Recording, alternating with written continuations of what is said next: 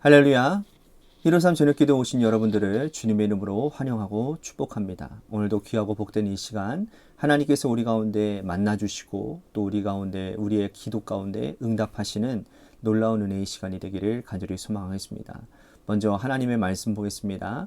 요한 2서 1장 4절에서 11절 말씀입니다. 요한 2서 1장 4절에서 11절입니다. 우리 같이 한 목소리로 다 함께 봉독하도록 하겠습니다.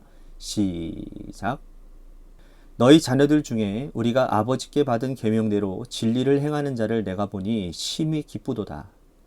부녀여, 내가 이제 내게 구하노니 서로 사랑하자. 이는 새 계명같이 내게 쓰는 것이 아니요 처음부터 우리가 가진 것이라. 또 사랑은 이것이니 우리가 그 계명을 따라 행한 것이요 계명은 이것이니 너희가 처음부터 들은 바와 같이 그 가운데서 행하라 하심이라. 미혹하는 자가 세상에 많이 나왔나니 이는 예수 그리스도께서 육체로 오심을 부인하는 자라. 이런 자가 미혹하는 자요 적 그리스도니. 너희는 스스로 삼가 우리가 일한 것을 잃지 말고 오직 온전한 상을 받으라. 지나쳐 그리스도의 교훈 안에 거하지 아니하는 자는 다 하나님을 모시지 못하되 교훈 안에 거하는 그 사람은 아버지와 아들을 모시느니라. 누구든지 이 교훈을 가지지 않고 너희에게 나아가거든 그를 집에 들이지 말고 인사도 하지 말라. 그에게 인사하는 자는 그 악한 일에 참여하는 자임이라. 아멘. 우리가 과거에 대가족 제도에서 살 때에는 집안 모든 일들이 복잡했습니다. 할아버지, 할머니, 또 아버지, 어머니, 삼촌, 이모, 고모, 아이들까지 이게 한 집에 사는 것이 만만치 않은 일이었고 또 힘든 일이었습니다. 하지만 아이들에게는 유익이었어요. 사랑을 입체적으로 배울 수 있기 때문이죠.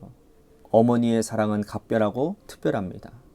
아버지는 무뚝뚝하지만 자녀를 사랑하는 그 마음은 이루 말할 수가 없겠죠. 할아버지, 할머니는 편안합니다. 손주와 함께 잠자리에 들면서 옛날 이야기 들려주고 부모님에게 혼날 때에는 또 말려주시기도 하고 또 나이 차이가 얼마 나지 않는 막내 삼촌, 막내 고모, 친형제 자매처럼 이렇게 어울리죠. 이렇게 어머니, 아버지, 할아버지, 할머니, 삼촌, 고모, 이모 이걸 통해서 입체적인 사랑을 듬뿍 받고 성장할 수 있습니다. 사랑은 이렇게 한 면만 있는 것이 아니라는 거예요. 때로는 엄한 것도 사랑이고 때로는 용서해주고 품어주는 것도 사랑이고 그러니까 이러한 다양한 그러한 입체적인 사랑의 면을 여러분 한 가지 면으로만 안다면 그건 참 어리석은 일이라고 할 수가 있다는 거예요. 하나님의 사랑이 우리에게 입체적으로 나타나는 것인데 때로는 기다리시기도 하시고 때로는 책망하시고 때로는 모른 척하시고 하시는 이런 입체적인 사랑을 종합적으로 누리는 그런 성도가 영적으로 건강한 것이죠. 오늘 본문에서 사도 요한은 하나님의 사랑을 이렇게 다른 면을 보여주고 있는 겁니다. 자, 사도 요한은 자신을요 사도가 아닌 장로라고 소개를 하고 있습니다. 여러분, 초대교회 장로는 말씀을 맡아서 가르치고 설교하는 동시에 치리하는 자였습니다. 그러니까 오늘날로 말하자면 목사예요. 거의 목사인 것입니다. 목사. 그러니까 성도들이 이단 사상에 빠지거나 빠지거나 잘못된 길로 가면 권면하고 때로는 엄하게 꾸짖어주고 치리하는 일들을 감당하는 것이죠. 그러니까 사도 요한이 자신을 장로라고 소개하는 것은 어떤 이유이냐? 자, 5절 말씀 보시면 부녀여, 내가 이제 내게 구하노니 서로 사랑하자. 이는 새 계명같이 내게 쓰는 것이 아니요 처음부터 우리가 가진 것이라. 사도 요한은 서로 사랑하자라고 말을 합니다. 그가 사랑하자고 말한 것은 처음부터 존재하고 있었던 것이라고 말을 하고 있어요. 여기서 이 처음이라고 하는 것은 언제부터일까요? 예수님께서 이 땅에 오실 때부터일까요? 여러분, 사도 요한이 장로의 역할을 시작한 때일까요? 둘 다 아니에요. 그것은 하나님께서 이 세상 만물을 창조하신 바로 그날부터가 사랑이 있었다는 거예요. 태초에 이미 하나님이 사랑을 가지고 계셨다는 겁니다. 우리는 이 말씀에 동의하기가 어렵죠. 왜냐하면 많은 성도들이 이 구약의 하나님과 신약의 예수님을 다른 분으로 느끼기 때문이에요. 구약의 하나님은 엄하고 두려운 분으로 이해합니다. 하나님에게서 사랑을 느끼지 못한다고 말을 합니다. 그러나 신약의 예수님은 무조건 용서하시고 또 사랑하는 하나님의 아들로 그렇게 이해를 하잖아요. 그러나 이것은 성경을 잘못 이해하고 있는 것입니다. 아니, 잘못 이해했다기보다는 성경을 어떻게 편협적으로만 보고 있는 거예요. 평양적으로 보고 있다고 볼 수 있는 거예요. 사도 요한이 말한 것처럼 처음부터 하나님께서 우리에게 사랑을 주셨다라는 것이 성경의 일관적인 정신이라는 겁니다. 하나님께서 선악과 금지 명령을 어긴 이 아담과 하와를 쫓아내실 때에도 그들에게 긍휼을 베풀어 주셨어요. 그들에게 사랑을 베풀어 주신 증거가 뭐냐? 가죽옷을 입히셨거든요. 그들의 수치를 가려 주신 거예요. 그죠? 하나님께서 소돔과 고모라를 멸하실 때에도 아브라함의 중보 기도를 들어주셨습니다. 노아의 홍수 사건 이전에는요, 하나님은 120년 동안을 참고 기다리셨어요. 여리고성을 무너뜨릴 때에도 하나님은 매일 하루에 한 바퀴씩 돌게 하시고 마지막에 7바퀴를 돌게 하시면서 여리고 사람들이 이것을 보면서 돌이키기를 원하셨다는 거예요. 기다리고 계셨다는 겁니다. 자, 구약의 선자를 통해서 돌이키면 그러면 용서하실 것이라고 말씀을 하셨죠. 하나님의 사랑은 이처럼 하나님이 창조하신 순간부터 아들 예수 그리스도를 이 땅에 보내신 순간에 지나서 지금까지 이어져 오는 거죠. 그런데 그 하나님의 사랑이 무엇을 통해서 나타납니까? 사도 요한은 이렇게 말을 하고 있습니다. 6절 말씀 보십시오. 또 사랑은 이것이니 우리가 그 계명을 따라 행하는 것이요 계명은 이것이니 너희가 처음부터 들은 바와 같이 그 가운데서 행하라 하심이라. 사도 요한은 사랑은 계명을 따라 행하는 것이라고 말씀하고 있어요. 이상하지 않습니까? 사랑이라고 하면 무조건 용납해주고 기다려주고 변화될 때까지 참아주는 것이라고 들었는데 오늘 말씀에서 요한은 사랑은 계명을 따라 행하는 것이라고 말을 해요. 자, 이것이 사랑의 다른 측면이고 또 사랑을 입체적으로 바라봐야 되는 관점이라는 거예요. 무조건 기다려주는 것도 사랑이지만 하나님의 말씀의 테두리 안에서 거할 때 그 사랑은 올바른 사랑이 된다는 겁니다. 여러분, 부모가요, 자녀를 울타리 치지 않고 사랑할 수 있습니까? 밤 몇 시에 집에 들어오건, 몇 시에 들어오지 않건, 어느 친구를 무엇을 하든, 그거 신경 쓰지 않으면 그게 진정한 사랑인가요? 생활 습관을 잡아주고, 또 울타리 안에서 마음껏 뛰어놀아 주는 것, 그것을 보장해 주는 것, 그것이 참된 사랑이라고 할 수 있죠. 여러분, 울타리를 넘어가면 책망하는 것이 여러분, 부모의 사랑인 거예요. 예수님도 말씀 안에서 성도들을 사랑하셨어요. 여러분 복음서를 보면 그렇잖아요. 예수님이 불과 같이 화를 내신 적이 여러 번 있었습니다. 그 중에 대표적인 사건이 성전 정화하는 사건이었잖아요.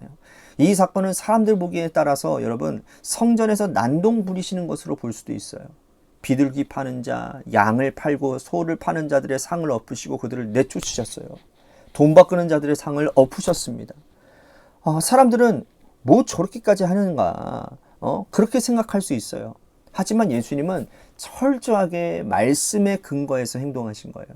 내 아버지 집은 기도하는 집이라. 너희가 강도의 구려를 만들었도다. 예수님은 말씀에서 어긋난 이 성전을 정화하고 청결하신 것이죠. 그러니까 이것이 사랑의 또 다른 측면이고 입체적인 장면이라는 거예요. 여러분들은 어떻게 사랑하십니까? 하나님께서 우리에게 사랑을 요청하시는데 한쪽 면만 보고 치우쳐 있지는 않습니까? 하나님의 말씀에 따라 진리의 울타리 안에 우리가 사랑해야 됨을 기억해야 된다는 거예요. 그러니까 우리가 하나님의 말씀을 여러분들 편협적으로 바라봐서는 안 되는 거예요. 다양한 시각에서 하나님의 말씀을 바라볼 수 있어야 되는 거예요. 왜? 우리 하나님의 시각은 우리의 이 짧은 이성으로, 우리의 짧은 이런 경험으로, 우리의 짧은 지식으로는 판단할 수 없기 때문에. 여러분, 요한은요, 장로로서 교회 안에 있는 성도들을 지켜야 될 의무가 있었다고 말을 해요. 교회 안에 들어온 이단들을 이렇게 정의를 내리고 있습니다. 7절 말씀 보십시오. 미혹하는 자가 세상에 많이 나왔나니 이는 예수 그리스도께서 육체로 오심을 부인하는 자라. 이런 자가 미혹하는 자요 적 그리스도니. 사도 요한 당시에도 영지주의 이단이 참 많았습니다. 그래서 이들을 말씀으로 근거해서 이단으로 규정을 했어요. 교회 안에 있지만 이단에게 미혹되어져서 돌이키지 않는 자들을 사도 요한은 이렇게 대하라고 말씀을 합니다. 자, 10절 11절 말씀 보십시오. 누구든지 이 교훈을 가지지 않고 너희에게 나아가거든 그를 집에서 들이지도 말고 인사도 하지 말라. 그에게 인사하는 자는 그 악한 일에 참여하는 자입니다. 자, 보세요. 서로 사랑하자고 한 후에 집에 들이지도 말라. 그와 인사하지도 말라. 그와 인사하는 자는 악한 일에 참여하는 자가 된다라고 말하는 것. 어떻게 보면 이거 이율배반 아닙니까? 사랑하라면서요. 무조건 사랑하라면서요. 하지만 그렇지 않은 거예요. 사도 요한은 장로로서 교회를 지키고 성도를 보호하기 위해서 계명을 따르지 않는 자, 하나님의 말씀을 지키지 않는 자들에게 책망하고 잘라내는 거예요. 여러분, 이 또한 사랑임을 기억해야 된다는 거예요. 여러분, 사랑은 감정으로 하는 것이 아니고요. 양심으로 하는 것도 아니에요. 감정에 따라 여러분 사랑하면요. 기복이 있기 때문에 얼마든지 기준 없이 흔들릴 수가 있어요. 그죠? 여러분, 하나님의 사랑도 마찬가지예요. 내가 하나님을 사랑합니다라고 할 때에 하나님을 사랑하는 것이 내 감정에 기반되어져서, 그러니까 우리가 어떤 큰 집회를 가거나 그럴 때 여러분 그때는요 우리의 감정이 막 요동되어져서 그때는 정말 하나님 정말 뜨겁게 사랑하는 마음으로 우리들이 은혜 받고 돌아오거든요. 그런데 그때 우리는요 감정뿐만 아니라 우리의 이성도 은혜 받아야 되는 거예요. 이 감정에만 몰두되어져서, 그러니까 자꾸 그런 카타르시스적인 것만 자꾸 요구를 하는 거예요. 그것이 진짜 하나님을 정말 하나님 은혜 받는 것이라고 생각하고, 그것만이 그렇다고 해서 그게 나쁘다라는 게 아니에요. 그게 참 좋은 일입니다. 하지만 그것만을 추구하는 일들이 일어난다라는 거예요. 그래서 집회만 찾아다니는 사람들이 얼마나 많은지 몰라요. 예. 예. 그거는 감정이 여러분 이건 기복이 있기 때문에, 그렇기 때문에 기준이 없어서 흔들리는 거예요. 여러분, 사랑은요 반드시 기억하셔야 될 것은 하나님의 말씀을 기준으로 하는 겁니다. 하나님의 말씀을 기준으로 해서 우리는 사랑해야 돼요. 우리가 이웃을 사랑하는 것도, 교회를 사랑하는 것도, 여러분 세상을 품고 섬기는 것도요 말씀을 기준으로 해서 우리들이 해야 된다라는 사실을 꼭 기억해야 되는 거예요.